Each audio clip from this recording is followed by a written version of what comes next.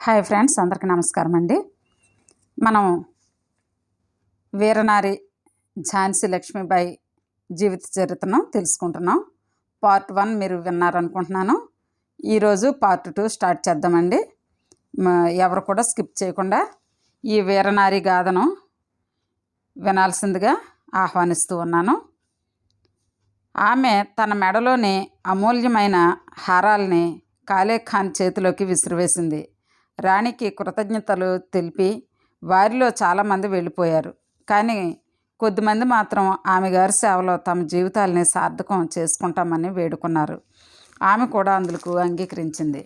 తిరిగి రాజ్య ప్రాప్తి మర్నాడు ఆమె సమావేశము ఏర్పరిచింది. పుర ప్రముఖులు, అధికారులు అందులో పాల్గొన్నారు. ఝాన్సీ రాజ్యంలో ప్రస్తుతం నెలకొని ఉన్న అరాచక పరిస్థితుల్ని వివరించింది. దానికి వారి సలహాను అడిగింది. వారందరూ తమకు ఆంగ్లేయ పాలన అక్కర్లేదన్నారు. రాణి పాలనే కావాలన్నారు. అందుకు ఆమె సమ్మతించింది. జయ జయ ధ్వానాలు మిన్నుముట్టాయి. ఆ శుభ సందర్భాన ఫిరంగులు పేల్చబడ్డాయి. కోటపై కాషాయపు రంగు జెండా ఎగరవేయబడింది. సిపాయిలు చేసిన హత్యల్ని ఖండిస్తూ ప్రస్తుతం తాను ఏ పరిస్థితుల్లో రాజ్యపాలనా భారాన్ని చేపట్టవలసి వచ్చిందో వివరిస్తూ సాగర్లోని ఆంగ్లాధికారులకు రాణి జాబు రాయించింది. తమ పాలన పునఃప్రతిష్టాపితమయ్యేంత వరకు ఆమె పరిపాలించేందుకు అధికారమిస్తూ వారి నుండి సమాధానం వచ్చింది. ఆమె ఈ క్రింది వారికి పదవులనిచ్చింది. ప్రధానమంత్రి లక్ష్మణరావు పాండే, ప్రధాన సేనాపతి జవహర్ సింగ్, కాల్బలానికి సేనా నాయకులు దివాన్ రఘునాథ్ సింహ్, మహమ్మద్ జమాఖాన్లు, అశ్వదళానికి తానే నాయకురాలు. గూఢచారి విభాగాన్ని మోతీబాయి ఆధీనంలో ఉంచింది. ఇంగ్లీష్ వాళ్ళు పాడు చేసి మూలపడేసిన ఫిరంగుల్ని గులాం గౌస్ ఖాన్ మరమ్మతు చేసి ఇచ్చాడు. అంతేకాక యుద్ధ పరికరాల తయారీకి ఒక కార్ఖానా కూడా ప్రారంభించబడింది. అశ్విక పదాతి దళాలకు కవాతు ప్రారంభమైంది. గురిచూసి కొట్టడం మొదలైన విద్యల్లో సాధన సాగుతోంది. సేనలోకి పూర్వ సైనికులు కూడా వచ్చి చేరారు. అంతరంగిక శత్రువులు. సదాశివరావు అనే వ్యక్తి లక్ష్మీబాయి భర్తకు దాయాది. అతడు కరేరా కోటను వశపరుచుకున్నాడు. తానే ఝాన్సీకి అసలు పాలకుడిని అన్నాడు. తనకే పన్నులు చెల్లించాలని ప్రజలకు ఆదేశాలు పంపాడు. రాణి అతని కోటను ముట్టడించింది. ఆమె శక్తి సామర్థ్యాల ముందు అతని బలం చాలలేదు. ప్రాణాలు అరచేత పట్టుకొని సింధియాకు పారిపోయాడు. ఆ రాజు సాయమర్థించి సైన్యాల్ని వెంట తెచ్చుకున్నాడు. అయినా అవి కూడా ఓటమి చవిచూశాయి. చివరికి అతడు రాణికి బందీ అయినాడు. సాగరసింహుడనేవాడు బందిపోటు దొంగ. ఇతని వంశీయులు పూర్వం ఓరచ్చ, ఛత్రసాల్ రాజుల సేనల్లో పనిచేసేవారు. రాజులు అణగిపోవడంతో వారు బందిపోట్లుగా మారారు. సాగరసింహుడు చాలా కాలంగా రాజ్యంలో సంచలనాన్ని సృష్టిస్తున్నాడు. రాణి తానే కొంత పరివారాన్ని వెంట తీసుకువెళ్ళి అతడి స్థావరాన్ని ముట్టడించింది. పట్టి బంధించి పాదాక్రాంతుణ్ణి చేసుకుంది. రాణి సాగరసింహునిపై కరుణ చూపింది. అతడు కరిగిపోయాడు. మనసు మార్చుకొని తన 75 మంది పరివారంతో ఆమె సేనలో చేరాడు. రాణి సాగరసింహునికి ఆశ్రయమిచ్చి ఆంగ్లేయులకు ద్రోహం తలపెట్టిందని నవాబ్ అలీ బహదూర్ జబల్పూర్ కమిషనర్కు ఫిర్యాదు చేశాడు. ఈ నవాబ్ అలీ బహదూర్ గంగాధరరావు సోదరుడైన రఘునాథరావుకు అక్రమ సంతానం.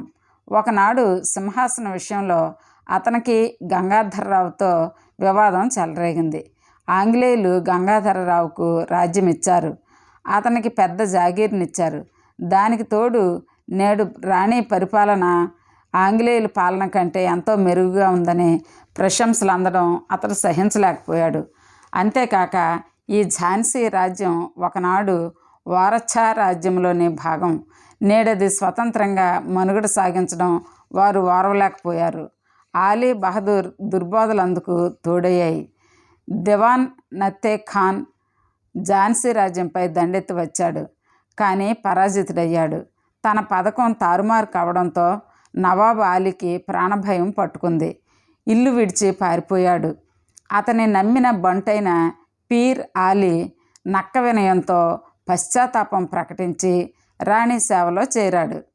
ఆమె సదాశివరావుని వారఛారాజును ఎదుర్కొన్న 2 సార్లు సైన్య సహాయం అందిస్తూ ఆంగ్లేయులకు కబురంపింది. కానీ వారు మొండి చెయ్యే చూపారు. ఝాన్సీలో సిపాయిలు జరిపిన హత్యాకాండలో రాణి హస్తం ఉందని కలకత్తా అధికారులు నమ్మారు. అందుకే సాగర్ అధికారులు ఆమెకి ఇచ్చిన పాలనాధికారం తాత్కాలికమేనని ప్రకటించారు. ఈ కుత్సిత రాజనీతిని రాణి సహింపలేకపోయింది. ఏనాటికైనా తనకు వారితో పోరు తప్పదనే నిర్ణయానికి వచ్చింది. స్వరాజ్య సమరంలో తనతో పాటు పాల్గొనమని వింధ్యఖండం రాజులకు ఉత్తరాలు రాసింది. అందుకు వారు కూడా తమ సమ్మతిని తెలిపారు. రాణి దినచర్య. ఝాన్సీ లక్ష్మీబాయి ఉదయం 5 గంటలకే మేల్కొనేది. స్నానాదికాలు తులసి పూజ, పార్థివ పూజ చేసేది. గాయకులు సంకీర్తనం చేసేవారు. పౌరాణికులు రామాయణ భారతాలు వినిపించేవారు. అటు పిమ్మట రాజోద్యోగులతో రాజ్య వ్యవహారాలు విచారించి తగిన ఆదేశాలు ఇచ్చేది. మధ్యాహ్నం రవ్వంతా విశ్రమించేది. 3 గంటలకు స్త్రీ వేషంలో ఒక్కొక్కసారి, పురుష వేషంలో మరొకసారి ఆమె దర్బారుకు వెళ్ళేది. దివాను లక్ష్మణరావు, వివిధ అధికారులు ముఖ్యమైన పత్రాలెన్నో ఆమెకు వినిపించేవారు. నిశితమైన మేధా సంపదతో ఆమె ప్రతి విషయాన్ని ఎంతో చురుగ్గా గ్రహించేది. కడు సమర్థవంతంగా ఆజ్ఞలు, తీర్పులు ప్రకటించేది. దీనులంటే ప్రాణమిచ్చేది. పిల్లల్ని, స్త్రీలను బాధించేవారిని కఠినంగా దండించేది. పరిపాలనలో ఆమె చూపిన అద్భుత సామర్థ్యానికి ప్రజలందరూ ఆమెను దేవతలా చూసుకునేవారు. ప్రతి మంగళవారం, శుక్రవారం ఆమె తన ఇష్ట దైవమైన మహాలక్ష్మీదేవి ఆలయాన్ని దర్శించేది. ఈ విధంగా 9-10 మాసాల పాటు మహారాణి ఎంతో వైభవోపేతంగా, ప్రజారంజకంగా రాజ్యం పరిపాలించింది. ఝాన్సీ ముట్టడి. దాదాపు ఉత్తర భారతదేశం అంతా విప్లవకారుల వశమైంది. దానిని తిరిగి స్వాధీనం చేసుకునేందుకు ఆంగ్ల పాలకులు సమకట్టారు. సర్వసేనాని సర్ హ్యూరోజ్ సేనానిని ఝాన్సీ ముట్టడికి వినియోగించాడు. ఇతడు యమున దక్షిణం తట్టు, యమున వింధ్యల మధ్య దండయాత్ర సాగిస్తున్నాడు. ఇతని సేవలో హైదరాబాద్, భోపాల్ సేనలు, మద్రాస్, బొంబాయి పటాలాలు ఉన్నాయి. అతడు విప్లవకారుల వశమైన రతఘర్, బన్పూర్ మొదలైన కోటలను వశపరుచుకున్నాడు. ఝాన్సీ వైపు పురోగమిస్తున్నాడు. ఆంగ్ల సేనలు తమ రాజ్యం పొలిమేరల్లో అడుగు పెట్టగానే తిండి లేక మాడి చావాలనే ఉద్దేశంతో లక్ష్మీబాయి ఆ చుట్టుపట్ల పొలాలను పాడు పెట్టించింది. కనీసం నిలువ నీడైనా కరువయ్యేటట్లు చెట్లను కూడా నరికించింది. కానీ దేశాభిమానం కంటే ఆంగ్లేయ అభిమానం ఎక్కువ పాలు కలిగిన వారు సింధియా, టెహ్రీ రాజులు. వారు ఆంగ్లేయులు కష్టపడడం చూడలేకపోయారు. లక్ష్మీబాయి ఆశయాన్ని నడ్డి విరుస్తూ ఆంగ్ల సైన్యాలకు సమస్త రాజభోగాలు అందించారు. రాణియే సేనకంతటికి నాయకత్వం వహించింది. 11 రోజులు యుద్ధం సాగింది. ఇరుపక్షాలు సమానంగా నష్టపోతున్నాయి. ఆనాటి యుద్ధం మహాఘోరంగా ఉంది. శత్రువు ప్రధాన ద్వారాలపై, బురుజులపై తన ధాటి చూపిస్తున్నాడు. 8 చోట్ల నిచ్చెనలు వేశాడు. కానీ ఝాన్సీ వీరుల ప్రతిఘటనకు వాటిపై ఎక్కివస్తున్న వారు బూడిదైపోయారు. నిచ్చెనలు తుక్కయ్యాయి. వారఛా ద్వారం వద్ద దులాజీ బుందేలా ఉన్నాడు. అతడు పీర్ ఆలీ ప్రభావానికి లోనైనాడు. ఆంగ్లేయులు ఆశ చూపిన జాగీరుకు అమ్ముడుపోయాడు. బురుజు నుండి కిందికి ఉరికి దక్షిణ ద్వారం తాళాలు తీశాడు. తనకు అడ్డు వచ్చిన సుందర్ను గాయపరిచాడు. ఆంగ్ల సేన లోనికి చొచ్చుకొని వచ్చింది. శత్రువులు కోటలోకి చొచ్చుకు వచ్చిన సంగతి రాణి విన్నది. వారిని నగరం నుండి తరిమివేయాలనుకుంది. పఠాను, బుందేల్ వీరులతో బయలుదేరింది. అప్పటికే శత్రు సైన్యం నగరమంతటా వ్యాపించింది. ఆమెను ముఖాముఖి ఎదుర్కోలేని ఆ సేన ఇండ్ల చాటు నుండి తుపాకులు పేలుస్తున్నది. ఉత్తర ద్వారం రక్షిస్తున్న ఖుదాబక్షు, గులాం గౌస్ ఖాన్లు మరణించారు. వృద్ధుడైన నానా భాపట్కర్ సలహా మేరకు ఆమె కోటలోకి వెళ్ళింది. శత్రువులు హత్యలు, లూఠీలకు పూనుకున్నారు. ఆ సాయంత్రానికి కోట చాలా చోట్ల దెబ్బతిన్నది. శత్రువుల చేతిలో నాశనమవుతున్న పట్టణాన్ని చూచి ఆమె వలవల విలపించింది. శత్రువులకు ప్రాణాలతో పట్టుబడటం లక్ష్మీబాయికి ఇష్టం లేదు. అందుకే ఆత్మాహుతి చేసుకోవాలని నిర్ణయించుకుంది. మిగిలిన వారు అందుకు ఇష్టపడలేదు. కాల్పీకి వెళ్ళి దేశ స్వాతంత్ర్యానికై పోరాడడం మేలని సూచించారు. కాల్పీ ప్రయాణం. అర్ధరాత్రి కావస్తోంది. దుప్పట్లో దామోదరరావును ఉంచి వీపుకు కట్టుకుంది. ఉత్తర ద్వారం ద్వారా బయటకు వెళ్ళింది. చెలికెత్తెలు, కొద్దిమంది సైనికులు వెంట ఉన్నారు. మోరోపంత్ ఒక ఏనుగుపై వెనుక వచ్చాడు.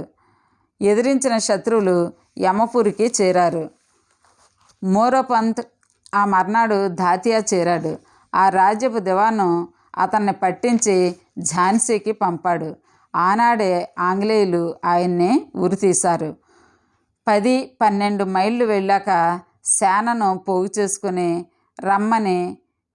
చేసుకు రమ్మని జవహర్ సింగ్ను కటలీకి పంపింది. ఒక రాత్రివేళ ఆమె బాండారే చేరింది. పిల్లవానికి ఆకలి తీర్చింది.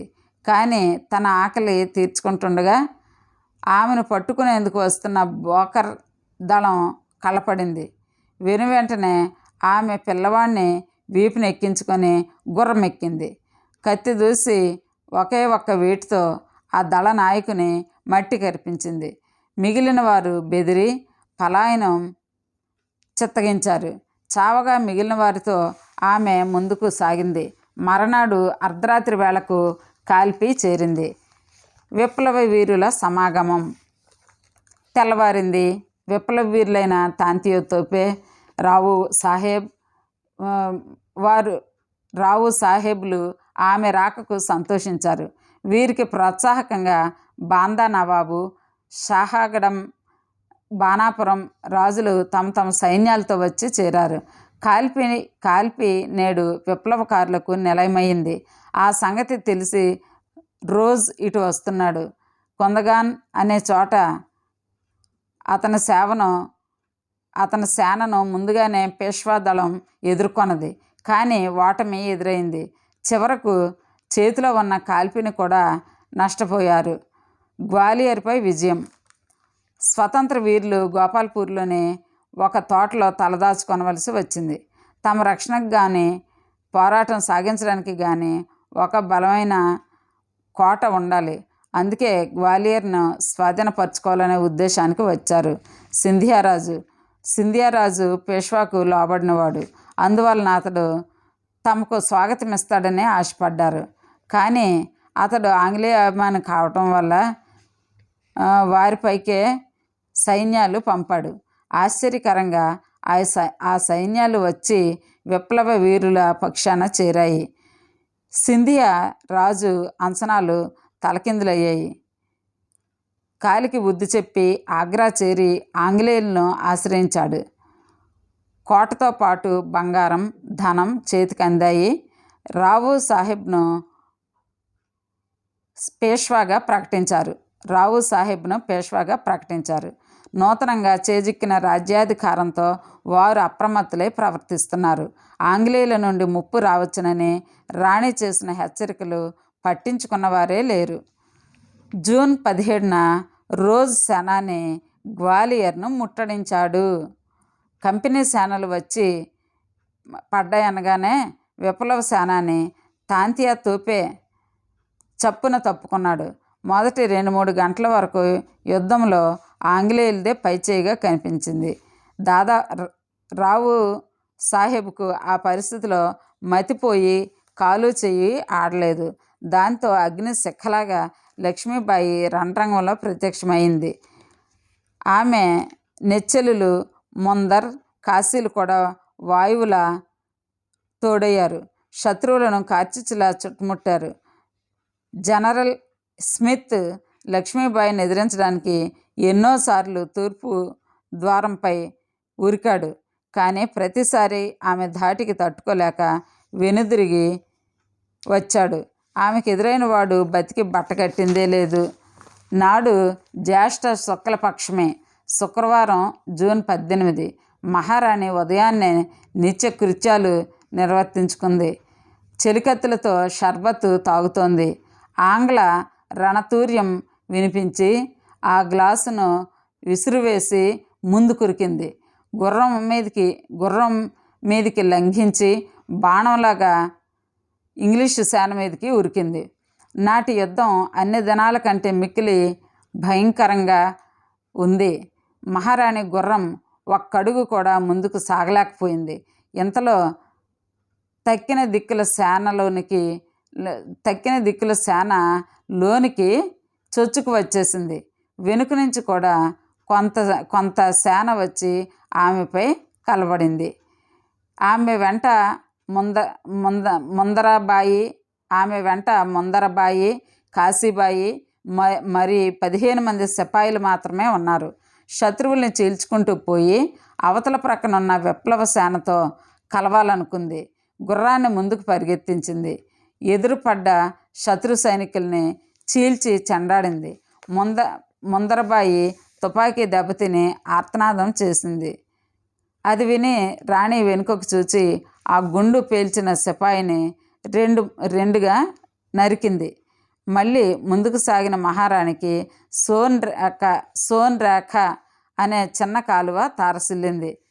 ఒక్క గెంతులో ఆమె ముందుకు వెళ్ళి ఉంటే ఇంగ్లీష్ రౌతులు ఆమెను చేరగలిగేవారు కాదు. కానీ విధి బలీయం. గుర్రం మొరాయించిందే కానీ ముందుకు దూకలేదు. నిన్నటి గుర్రం గాయపడడం వల్ల నేడు తాను కొత్త గుర్రం అధిరోహించక తప్పలేదు.